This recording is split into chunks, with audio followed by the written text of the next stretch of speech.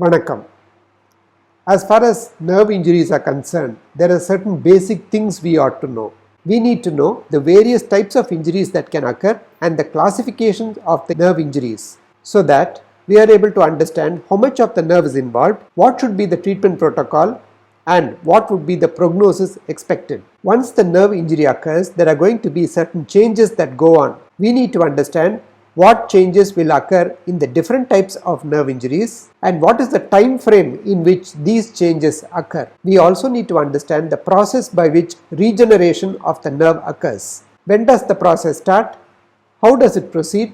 And when will it end? After understanding the normal mechanism of nerve injury and the different regenerative processes, we also need to understand the different ways in which we can modify this process to get better, quicker and more predictable results. This video is exactly about these things: the types of nerve injury and the classifications, the changes that occur after nerve injury, nerve regeneration, and the factors that affect nerve regeneration.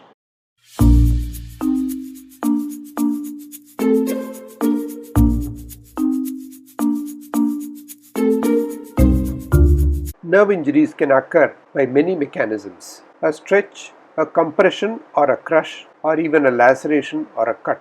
An 8% elongation will diminish the nerve microcirculation, leading to a stretch injury. A 30 mm mercury pressure can cause paresthesias, and 60 mm mercury pressure can cause complete block of conduction in a nerve. Whatever the type of injury, it is important to classify the damage that has occurred to the nerve. The main types of classifications of nerve injury are the classification systems given by Seddon, Sunderland, Lundborg and Birch and Boney. We shall first try to understand these systems and how they correlate with each other and the clinical significance of these classification systems. The basic classification system was proposed by Seddon in the year 1947. He spoke about three types of nerve injury: neuropraxia, axonotmesis and neurotmesis. The term neuropraxia refers to a transient block of conduction. It is the mildest form of nerve injury. The prognosis is good and recovery is complete. Localized degeneration of the myelin sheath occurs. The second form of injury is referred to as the axonotmesis, which is a lesion in continuity. This is a situation more severe than a neuropraxia. There is a complete interruption of the axons. So there is a loss of conduction in the nerve fiber beyond the zone of injury. The prognosis is still good and recovery can be complete.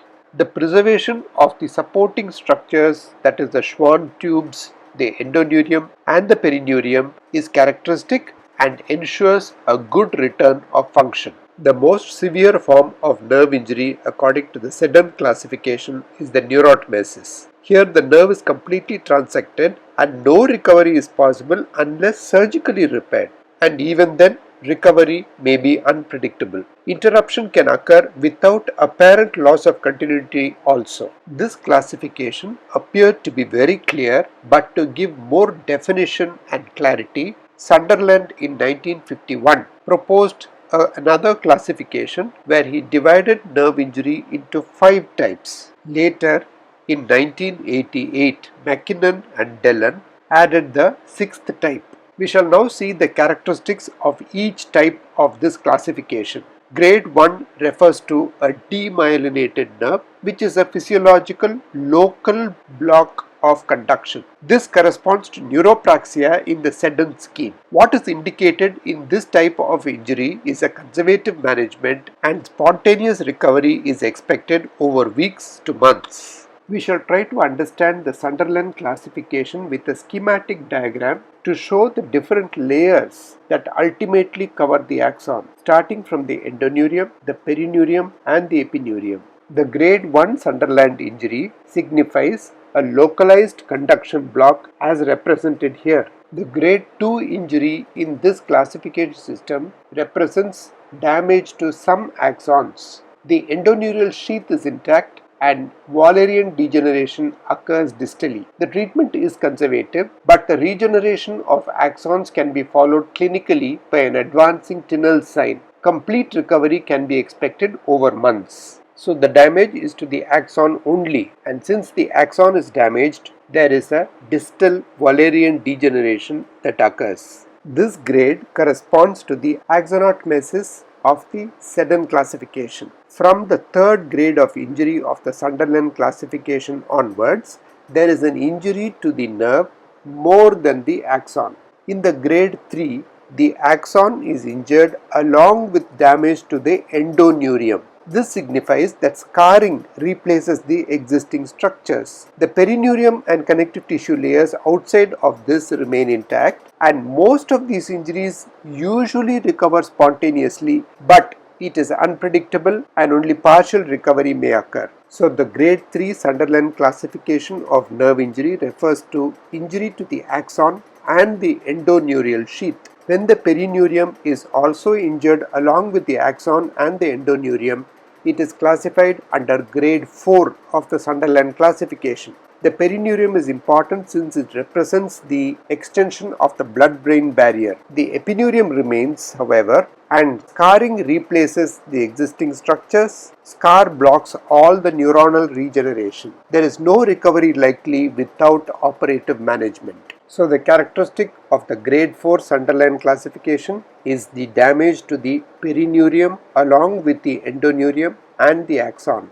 Grade 5 refers to complete transection of the nerve. All structures including the epineurium are divided and no recovery can be expected without operative management. So this grade of complete nerve transection indicates injury to the axon, the endoneurium, the perineurium and the epineurium which have been disrupted. When there is a nerve injury, it may not fit under exactly one of the different grades proposed by Sunderland. So the grade showing a mixed lesion was proposed by McKinnon and Dellen. This represents multiple areas of the nerve showing different grades of injury. To add clarity to the type 1 Sunderland classification, Lundberg proposed the two types, type A and type B. The type A represents intraneural circulatory arrest which causes a metabolic block with no nerve fiber pathology. It is immediately reversible as the insult is transient. Type B, on the other hand, results in intraneural edema and increased endoneurial fluid pressure. This is also reversible, but it takes about days to weeks after removal of the insult to recover. And lastly, the classification by Birch and Bonney, which said that the injury to the nerve can be either non-degenerative, that is, there is no Wallerian degeneration associated, or it is degenerative, where the Wallerian degeneration sets in. We shall now try to understand the clinical significance of these classification systems. First, the findings on nerve conduction studies in the different groups. In neuropraxia, from distal to the lesion, we usually get a good nerve action potential developing immediately after the lesion, 2 weeks after the lesion and even months after the lesion. But when recorded from proximal to the lesion, there is no development of the nerve action potential immediately or at the end of 2 weeks. It is only when the recovery begins to occur that we get this potential developing, which may take a few weeks or months. In axonotmesis,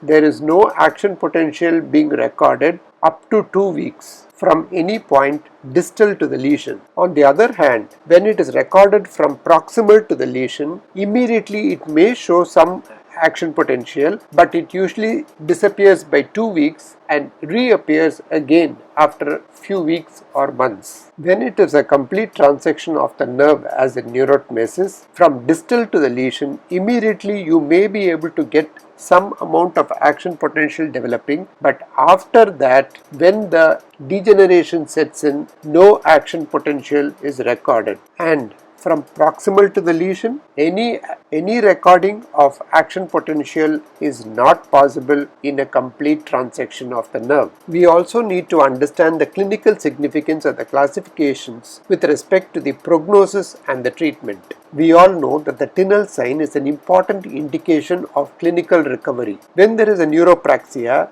there is obviously no Tinel sign elicitable. When there is an axonotmesis, Tinel sign will be elicitable and it will be progressive, as in type 3 Sunderland classification, where we have a progressive Tinel sign, whereas in type 4 and 5 of the Sunderland classification, we may elicit a Tinel sign, but it will be static and no progression of this Tinel sign can be recorded. In type 6, it depends on the fascicles that are injured and the depth of injury to the different parts of the nerve. The recovery potential of the nerve also differs for the different grades of the injury. When there is a neuropraxia or axonotmesis, full recovery is possible. In type 3 Sunderland classification, usually it is slow and it may be incomplete. In type 4, there usually is very poor recovery, sometimes even no recovery. In type 5 and 6, no recovery is possible spontaneously. The rate of recovery of the nerve also depends on the type of injury. In neuropraxia, their complete recovery occurs within days or few months. In axonotmesis, the regeneration occurs at about 1 mm per day. This is for type 2 and 3 Sunderland classification. If it is a type 4 or type 5, the recovery will occur at 1 mm per day, provided surgery has been done. In type 6, of course, when there is a mixed type of injury, the result is variable. So, a surgical intervention, either in the form of neurolysis or a nerve repair or a graft or a nerve transfer, may be required only from Sunderland grade 3 onwards. Having seen the different types of nerve injuries that can occur, we shall now see the changes that occur in the injured nerve, the process of degeneration. Once the axon is transected, degeneration of the nerve occurs. Changes take place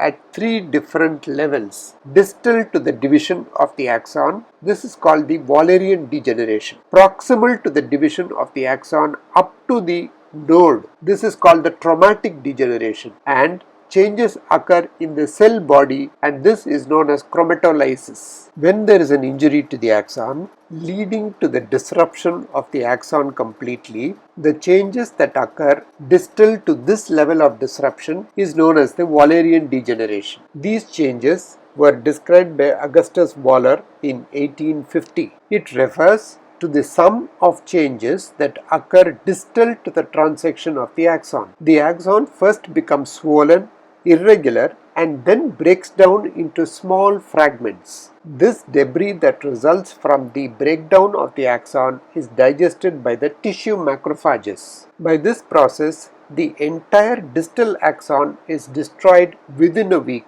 The myelin sheath, on the other hand, is converted to lipid droplets, which are extruded from the Schwann cell. These lipid droplets are also phagocytosed. So, when Wallerian degeneration is complete, the Schwann cell basal lamina persists, the endoneurial tubes persist and shrink. The Schwann cells and macrophages fill these tubes. The Schwann cells align themselves longitudinally, creating a column of cells called the bands of Bungner. These are supportive and provide a growth promoting microenvironment for the regenerating axons. One set of degenerative changes proceeds proximally from the site of disruption of the axon to the proximal node. This is referred to as the traumatic degeneration. And the third set of degenerative changes occurs in the cell body in a process called chromatolysis. By this process, first the cell body swells and becomes relatively eosinophilic.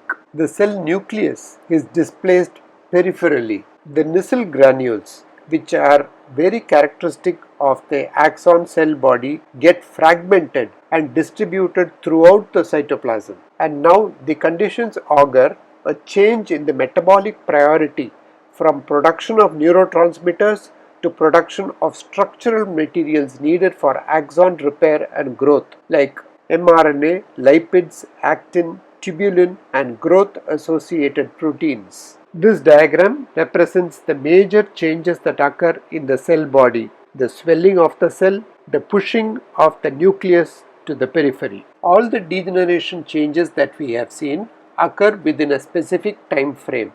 Within 24 hours, there is a fragmentation of the distal axon.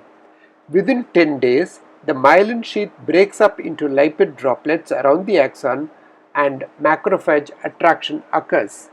Within a month, the myelin gets denatured chemically, and within 3 months, the Schwann cells proliferate and form the bands of Bugner. Apart from the three major degenerative changes of the nerve, that is, the Wallerian degeneration, the traumatic degeneration, and the chromatolysis, other effects of the peripheral nerve injury are also seen. They are the cortical reorganization that occurs, the apoptosis of cells in the spinal cord, and degeneration of the end organs, which could be sensory or motor. When the nerve is injured, there is a loss of sensory input.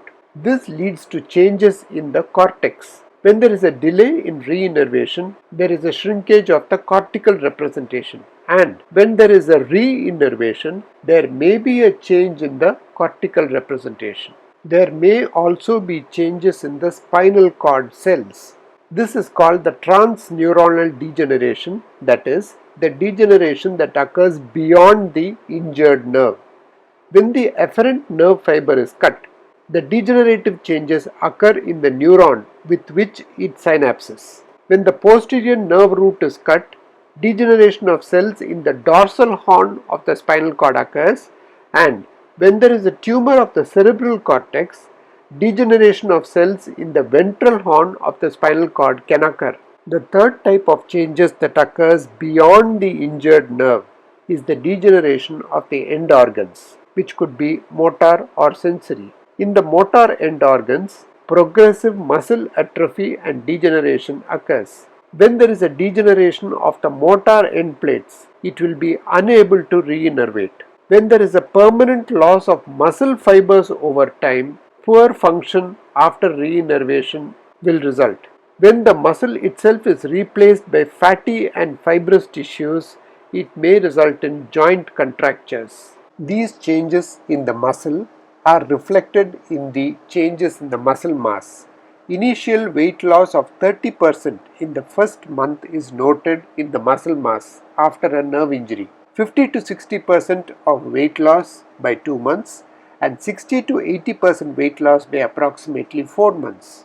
There is a decrease in the muscle fiber volume of 80% to 90%. The number of motor end plates actually increases in the beginning, and the muscle becomes hypersensitive and fasciculates clinically in response to the nerve injury. And these changes are also reflected in the electrical activity on EMG. In the hyperacute period, the muscles are usually silent. There are no fibrillations and there is no voluntary motor activity. In the subacute period, the muscles become hyperexcitable and EMG shows fibrillation potentials and positive sharp waves. In the chronic period, the amplitude of the fibrillations generally reduces.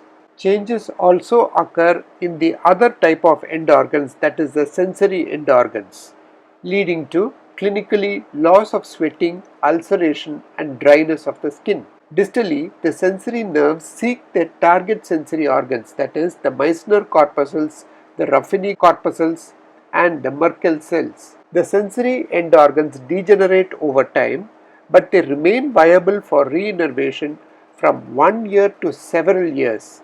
But early reinnervation produces superior return of function. Along with the degeneration that is occurring, there is also a process of regeneration of the axon that has been cut. This process was described in detail by Kajal in 1926. The cut axon starts growing in the following way. Pseudopodia-like extensions start developing from the proximal cut end of the nerve. These fibrils start moving towards the distal cut end of the nerve fiber. It then enters the neurilemmal tube, which has been formed by the Schwann cells which have lined up to guide the fibrils into the tube. When the growing axon enters the neurilemmal tube, it is called as the axis cylinder. This occurs about 3 months after the injury to the axon. Once the axis cylinder is formed, the Schwann cells start the process of myelination, which is completed in about a year. The diameter of the nerve fiber gradually increases. At the same time, in the cell body, the Nissl granules reappear, then the Golgi apparatus appears, the cell loses the excess fluid that had accumulated during the process of chromatolysis, and the nucleus that had moved to the periphery comes back to the central portion. This process of nerve regeneration is a very delicate one, and it can be affected by many factors. They are broadly classified into the general factors, the type and site of the lesion on the nerve, the timing of the repair of the nerve, the coaptation technique, and the biomolecular factors. It is well known that children generally have a better functional recovery than adults. There is more valid nerve regeneration, and there is a greater plasticity of the central nervous system in children. Associated diseases like diabetes, metabolic dysfunctions, as well as the use of alcohol or drugs can negatively influence the process of nerve regeneration. The regeneration of the nerve is better when it is a clean cut rather than a crush injury. Similarly, the distance from the end organ also determines the time taken for the regeneration of the nerve. Several studies have shown that primary nerve repairs give better clinical results than delayed ones. The coaptation techniques also play a role in the quality of the regeneration of the nerve that is going to occur. The use of magnification, either a loop or a microscope, the use of fine suture material, the use of glue, and the use of biologically engineered conduits all play a role in the quality of the nerve regeneration. Apart from these extrinsic factors that influence the quality of nerve regeneration, there are an important set of intrinsic factors called the biomolecular factors. They fall into three major groups: the neurotrophic factors, the neurotropic factors, and the neurite promoting factors. The neurotrophic factors are endogenous soluble proteins which are synthesized in the neurons, the muscles, the glands, and are classified on the basis of their receptors.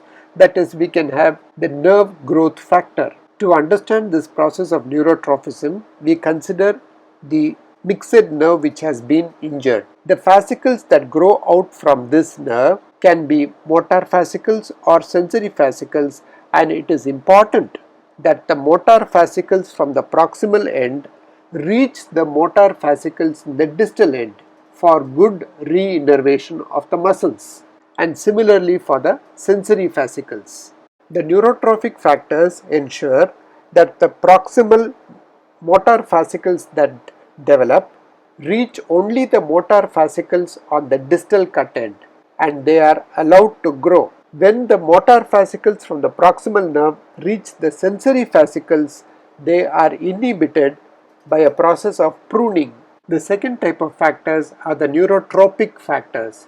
These influence the axonal growth direction by exerting an attraction at a distance, otherwise called as neurotropism. These factors ensure that the axons sprouting from the proximal nerve reach only the distal cut end of the nerve and not any other structure in the vicinity like the tendon. The third type of factors are the neurite promoting factors, which are substances promoting the growth cone formation. They can be either in the cellular matrix like the laminin or fibronectin, or they may be on the surface like the NCAM and the L1, which provide adequate adhesions for the advancing sprouts. We need to use this knowledge of the process of regeneration of the nerve to good effect when using it on patients. This can be possible in the following directions. They can consist of methods that enhance the axonal regeneration as such, like enhancing the growth factors or electrical stimulation, or by optimizing the axonal regeneration across a coaptation by use of bioengineered nerve conduits, non-thermal laser amnion wrap, or thermal laser welding, or glue repair. Techniques of delaying or altering the Wallerian degeneration that occurs by use of PEG fusion, shortening the denervation time, and distal electrical stimulation, and finally methods of immunosuppression may have a role to play in enhancing nerve recovery. I hope you enjoyed the video. I enjoyed making it. Please click on the shown links to see more about basics of nerve anatomy, nerve physiology and nerve conduction, and the different methods of clinical examination and investigation. Do not forget to subscribe to keep connected with the latest in learning hand surgery.